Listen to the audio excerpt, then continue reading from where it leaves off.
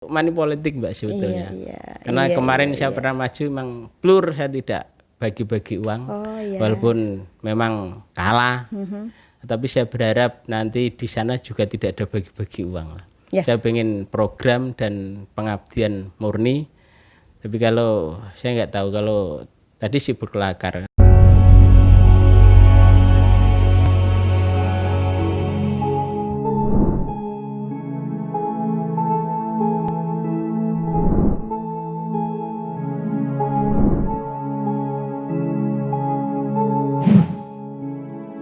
Assalamualaikum warahmatullahi wabarakatuh, Mbah Sokip. Waalaikumsalam warahmatullahi wabarakatuh. Terima kasih ya Mbah, ini sudah bergabung dengan kami podcast di sini, berkenan untuk meluangkan waktu hadir dari desa Mbah Sokip, daerah mana Mbah? Desa Kalianyar, Kecamatan Kedung. Kecamatan Kedung, yang satunya? Dulu di Suradadi, juga Kecamatan Kedung. Dulu di Suradadi juga Kecamatan Kedung, yang namanya sudah kondang banget, dikenal di sana, calon petinggi 2027 ya Mbak. Dan Mbak Sokip ini adalah seorang pembudidaya garam yang sudah sukses bertahun-tahun. Memang ini sudah turun-temurun, jadi keahlian di budidaya garam atau tambak garam ini sudah sangat pemain lama lah kalau kami mengatakan seperti itu ya Mbak Sokip.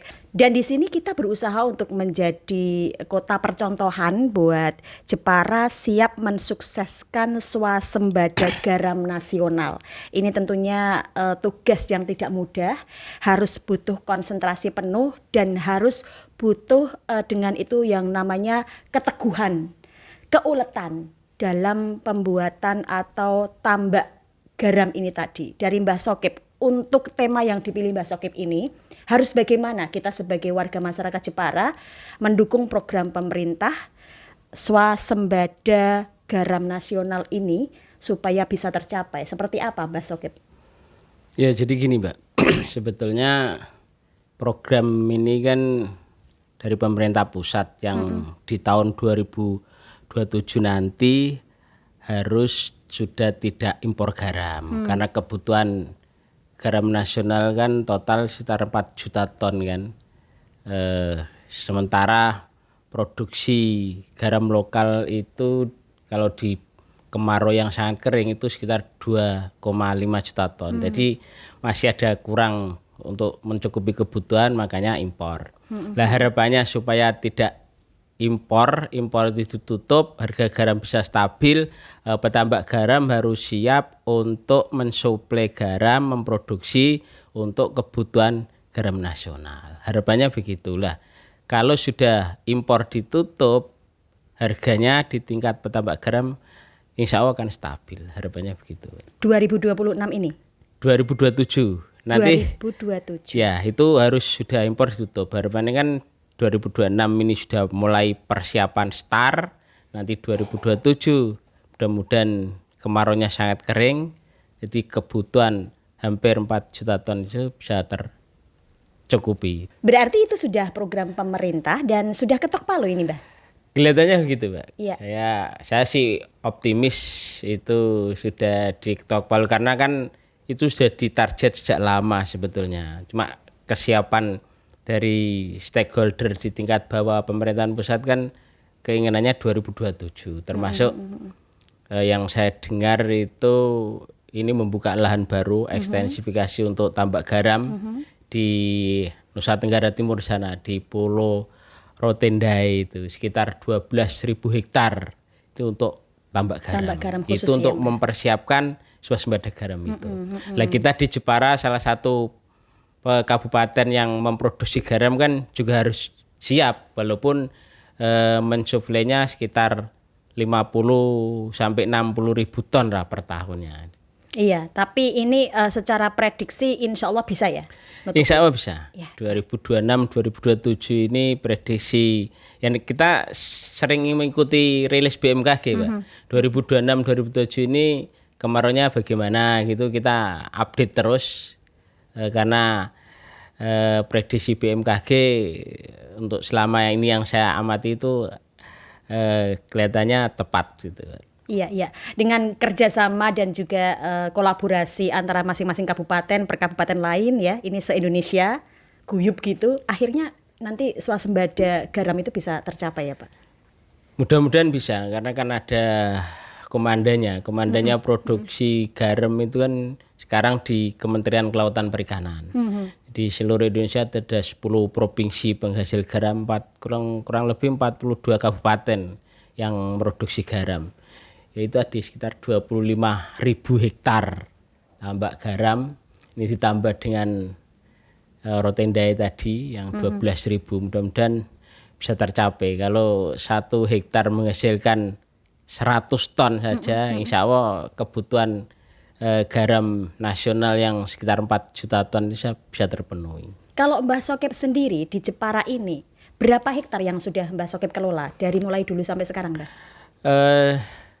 Punya lahan hanya segitu saya, Mbak. Iya. 1 hektaran lah. 1 hektaran 1 hektar ya. Iya, dikerjakan sendiri. Kalau 1 hektar dikerjakan sendiri sudah bisa ya, bisa.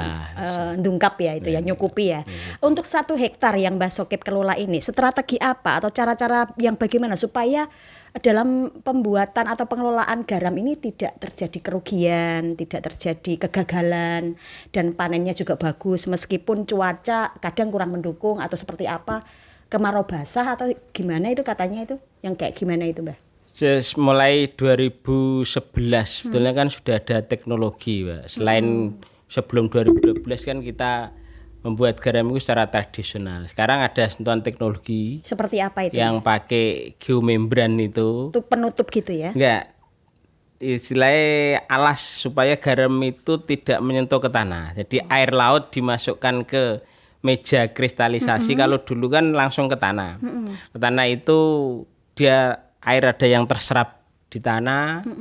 Tapi kalau pakai geomembran kan utuh 1 liter jadi mengkristal ya 1 liter tetap itu. Ya, Nah, tidak ada penyusutan gitu. Teknologinya itu supaya bisa, karena kan terbukti mulai tahun 2011 sampai sekarang 2025 itu peningkatannya lebih dari 30% dari itu tradisional. semacam karpet membran gitu ya. Anti penyerapan air. Istilah bahasanya kono plastik ya, plastik yang warnanya hitam. Bahasanya sekarang itu geomembran. Geomembran, bahasa kerennya kayak gitu ya. Nah, bahasanya patane sana yang ngomongnya plastik. Tapi memang didesain dari pabrik itu yang food grade, artinya karena kan garam ini makanan, supaya tidak tercemar oleh mikroplastik, katanya begitu. Tidak harus plastik biasa, Pak. Kalau plastik biasa kemungkinan dia kalau dipanen mikroplastik itu akan ketarik.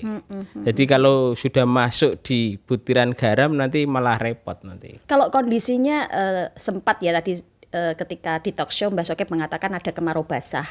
Kondisinya kemarau basah tapi terlanjur garam itu ditanam gitu ya Mbak ya. Terlanjur sudah tinggal proses-proses gitu. Gimana cara solusinya supaya garam itu tetap bisa kita panen gitu Mbak?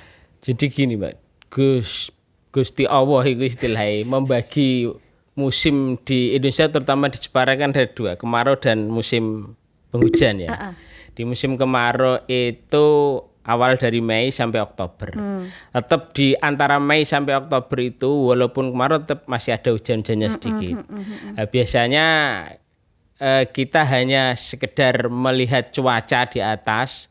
Kalau di musim antara Mei dan Oktober tadi istilahnya mendung, kita harus cepat-cepat diambil garam itu walaupun sebetulnya belum layak.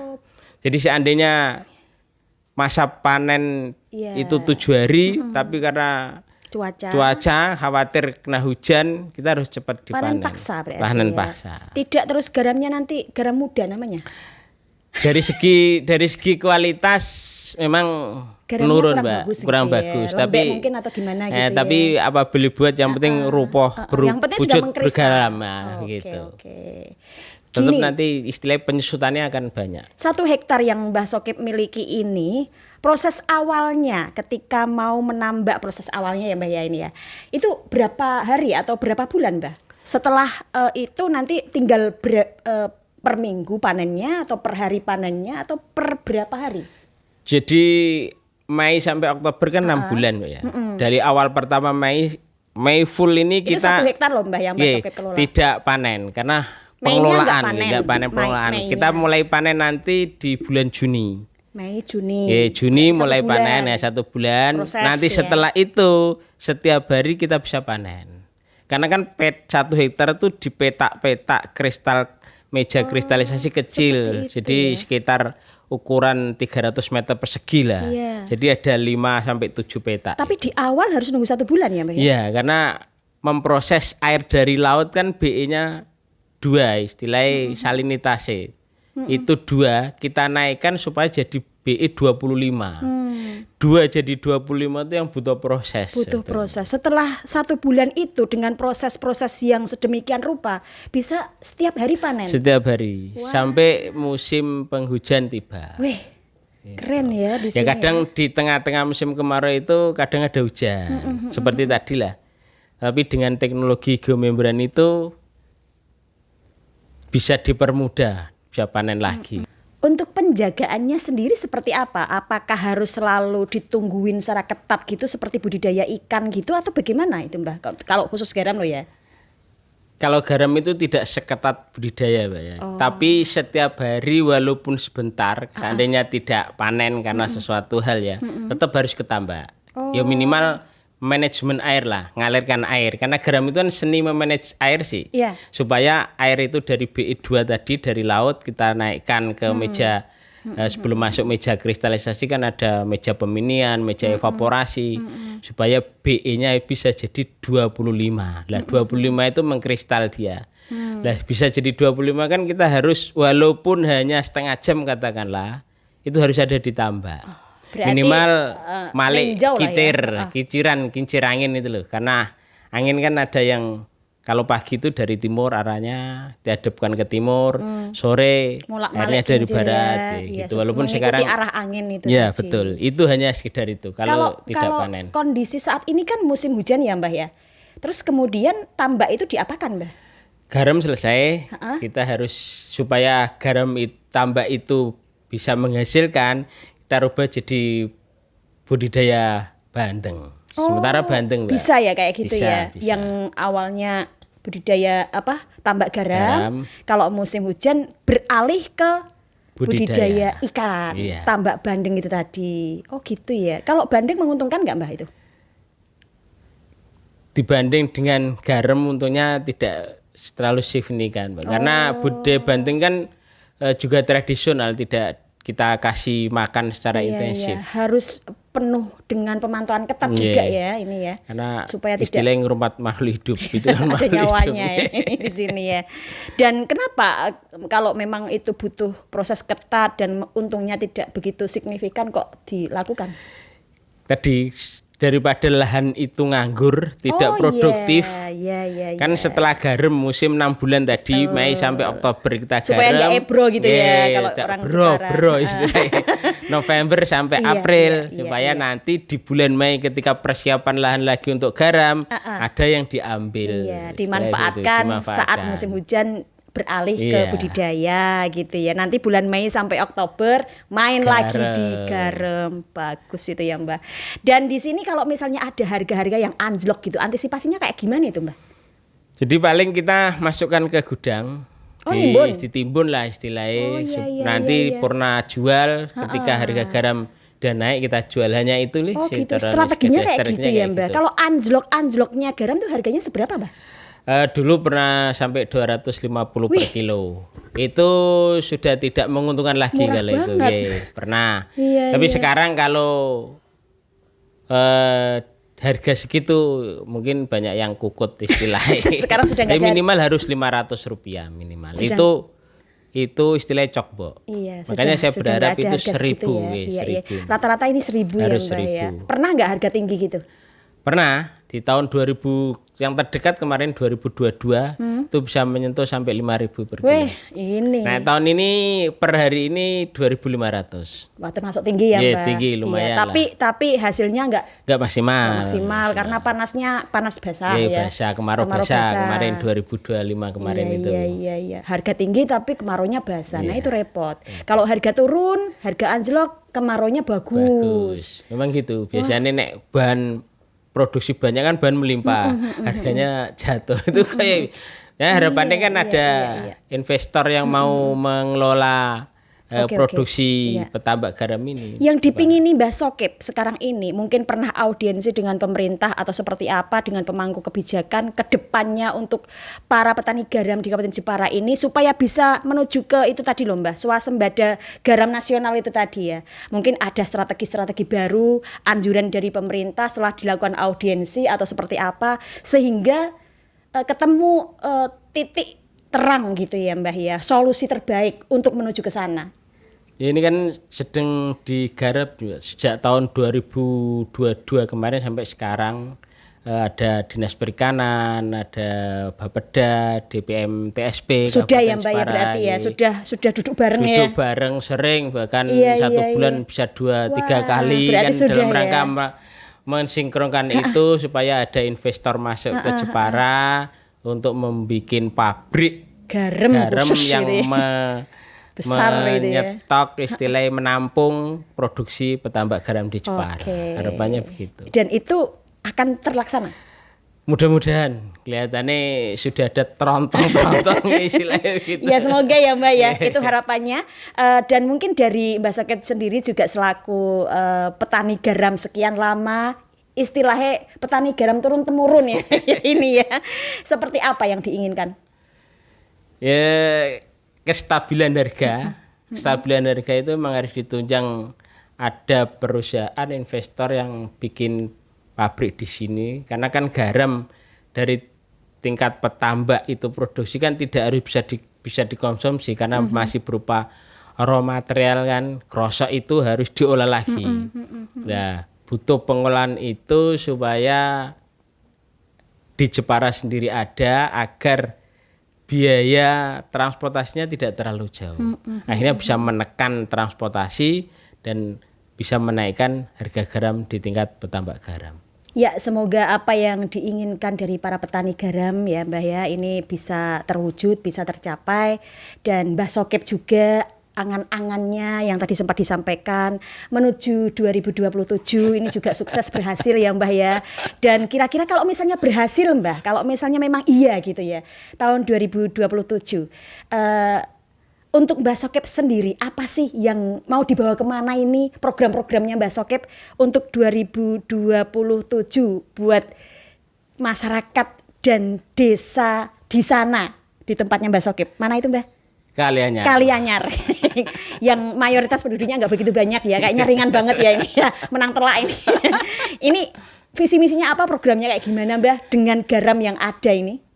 Sebetulnya saya sih berkelakar Mbak, cuma takutnya itu saya terlalu dianggap ambisius lah. Karena kan masih lama gitu loh. Calon butuh ambisi Mbak. Supaya menang ambisi memang harus sih. Cuma gini, memang saya sih kepengen ngamalkan ilmu yang sudah pernah saya dapat. Di Surodadi saya pernah jadi BPD satu periode yang pertama dulu kan. Di pemerintahan saya sudah pernah jadi tim pengelola kegiatan yang dulu ada PMPM Mandiri Pedesaan itu. Nah pengalaman-pengalaman itu kepengen implementasikan, kepengen jadi desa satu maksudnya gitu. Tapi kemarin di 2018 belum beruntung di Surodadi. Cuma nanti di 2027 ya ada sih niat itu tapi tidak terlalu ambisius. Ya kepingin saya ingin mensejahterakan masyarakat di sana karena kan masyarakat di sana tidak terlalu banyak ya Mbak. Kakaknya sekitar 170-an lah kakak. Iya. Lihat pilihnya gampang itu ya, menang telak HP-nya ya. di terakhir ditambahi saya ada keluarga 4 itu. Ada langsung antem roto ya Mbak. 308 total 384 hak pilih lah. Iya, Dari iya, segitu saya kepengen kehidupan mereka itu meningkat dari pengelolaan minimal di sana kan ada garam dan pertanian. Iya. Itu yang cita-citanya hanya simpel itulah di sisa-sisa usia kan sudah 56 ya. Kalau nanti 27 sudah 2058, satu periode 8 tahun sudah 60 sekian kan. Ya mudah-mudahan ada amal di dunianya itu. Amin. Cuma yang saya takutkan kalau maju itu money politik Mbak sebetulnya. Karena kemarin saya pernah maju memang blur, saya tidak bagi-bagi uang, walaupun memang kalah, tapi saya berharap nanti di sana juga tidak ada bagi-bagi uang. Saya pengen program dan pengabdian murni, tapi kalau saya nggak tahu kalau tadi sih berkelakar, kalau dia ditembak 1 juta Indonesia, Iya, itu guyonannya ya Mbak di hati saya apa kayak gini caranya gitu loh maksudnya Iya, begitu. iya. Dan itu sudah ada ya Mbah ya.